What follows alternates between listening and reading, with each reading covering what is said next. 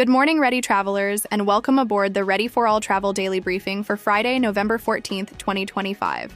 My name is Mira Kapoor, and while I may be AI generated, you can trust that everything I report has been fully fact-checked and verified by my creator and our chief editor and travel agent, Richard. Now let's dive into today's top stories in cruise news, hotels, resorts, and general travel information. We begin today with some somber news from Carnival Cruise Line. The FBI is currently investigating the tragic death of 18-year-old Anna Kepner, who passed away aboard the Carnival Horizon. The ship returned to Port Miami on November 8th, where law enforcement officials immediately boarded to begin their inquiry. Public and medical records indicate that Anna was pronounced dead at sea on November 7th. The Miami-Dade Medical Examiner's Office has confirmed her identity, but as of now, a cause of death has not been released. Anna's father, Christopher Kepner, shared with the New York Post that the family has not yet received a clear explanation. He mentioned that while the FBI has questioned everyone involved, they have not shared any findings. Carnival has issued a statement confirming they are fully cooperating with the investigation and are focused on providing support to Anna's family during this incredibly difficult time. Our thoughts are with them. In much brighter news, Royal Caribbean International has just announced some major strategic deployment moves that are set to shake up the cruise world. The line's flagship megaship, the incredible icon of the seas, will be relocating its home port to Galveston, Texas, starting in August of 2027. This is huge news for cruisers in the central United States. From Galveston, Icon will operate a fantastic series of 6, 7, and 8-night Eastern and Western Caribbean itineraries. These voyages will include stops at highly sought-after destinations like Royal Caribbean's Private Island, Perfect Day at Coco Cay, as well as Roatan and Cozumel. But that's not all. The redeployments continue with the Amplified Liberty of the Seas, which will also begin sailing from Galveston starting in April 2027. Liberty will offer exciting Caribbean itineraries featuring stops in Roatan and Costa Maya. And, making its own Galveston debut around the same time, Symphony of the Seas will be offering a variety of 4 to 8 night Western Caribbean sailings. So, why does this matter so much? This move signifies a massive strategic expansion for Royal Caribbean. They're tapping into the rapidly growing Texas cruise market, which will give travelers in the central U.S. way more options for getting to the Caribbean. Plus, it could potentially help ease some of the sailing congestion we often see from Florida-based departures, which is a win for everyone. Now let's talk about MSC Cruises and their massive green investment. The company has just placed an order for 2 new world-class ships powered by LNG, or liquefied natural gas.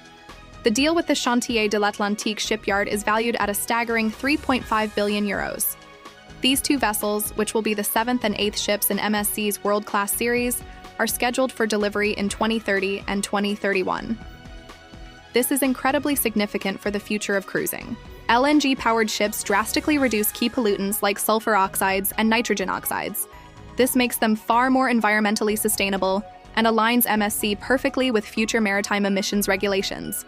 It's a powerful step forward for the entire industry, proving that luxury cruising and environmental responsibility can, and should, go hand in hand. Moving on to our airline update, we have some cautiously optimistic news from the FAA. They have confirmed that flight reductions at 40 major U.S. airports will remain at 6%, rather than increasing as some had feared. This is largely thanks to improvements in air traffic controller staffing levels. However, a word of caution from the airlines. The ripple effects from recent disruptions like delays and rebooking challenges may continue for several more days, even with this cap in place. So what does this mean for you? If you're flying soon, especially if you have a cruise connection to make, my best advice is to book the earliest available flight of the day.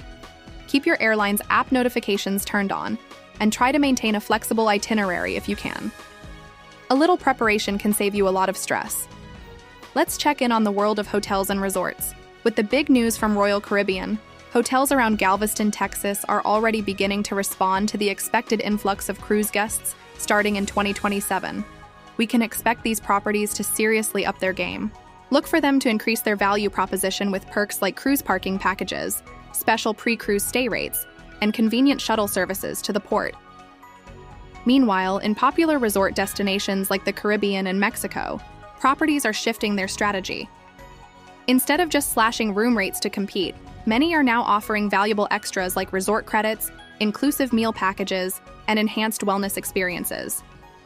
They're aiming to elevate the guest experience rather than just racing to the bottom on price. So, for travelers, when you're booking those pre- or post-cruise stays, I highly recommend leaning into hotels that offer convenience perks. A hotel with a port shuttle or a luggage drop service can make your embarkation day so much more seamless and enjoyable. And what about train travel? As flying remains a bit volatile for some, regional rail is re-emerging as a really smart alternative for cross-city trips, especially in areas with strong infrastructure. That said, it's important to be aware that construction and upgrades on key U.S. rail corridors are underway. This means some train schedules may have adjustments soon, so it's always wise to double-check service alerts before you lock in any connections. Here is a quick travel planning tip. If you are combining train travel with a cruise or a flight, always build in at least a 60-minute buffer. That extra time can be a real lifesaver and help you avoid any stressful missed connections. Time for our weather outlook across a few key travel hubs. In Austin, Texas, you can expect a high of around 74 degrees and a low of 52. It's warm and dry, perfect for those last-minute road trips to the cruise port. Up in Portland, Maine, it's cool and crisp with a high of 54 and a low near 42, so you can expect a nice breeze. Over in Phoenix, Arizona, it's sunny and warm with a high of 79 and a low of 48. Great weather for a pre-cruise layover. Heading north to Montreal, Canada, it's chilly with a high of 43 and a low of 30, so watch out for some showers or even an early frost. And for our international vacation hotspot, Grand Cayman in the Cayman Islands is looking absolutely perfect. Expect a tropical high of 88 degrees with a low of 80, ideal for beach time or island excursions. Now for our Ready4AllTravel word of the day. Today's word is navigable. Navigable means capable of being traveled on or practical for travel planning. A great cruise itinerary is always navigable. And here is our riddle of the day. What has a head, a tail, is brown, and has no legs? Think about it for a second. It's a penny. And to leave you with a smile, here's our travel joke of the day. Why did the travel agent bring a ladder to the airport? Because they heard the prices were climbing. Adventure awaits. Let's make it unforgettable with Ready4AllTravel. And as always, may your paths be clear, your sails steady, and your adventures extraordinary. Thank you so much for tuning in today. This will be our final daily briefing for a little while, because our favorite travel agent, Richard, will be going live periodically while he's on vacation to share his own fabulous journey, complete with amazing sights and attractions. So be sure to look out for that. Until next time, from all of us here at Ready4AllTravel, cheers.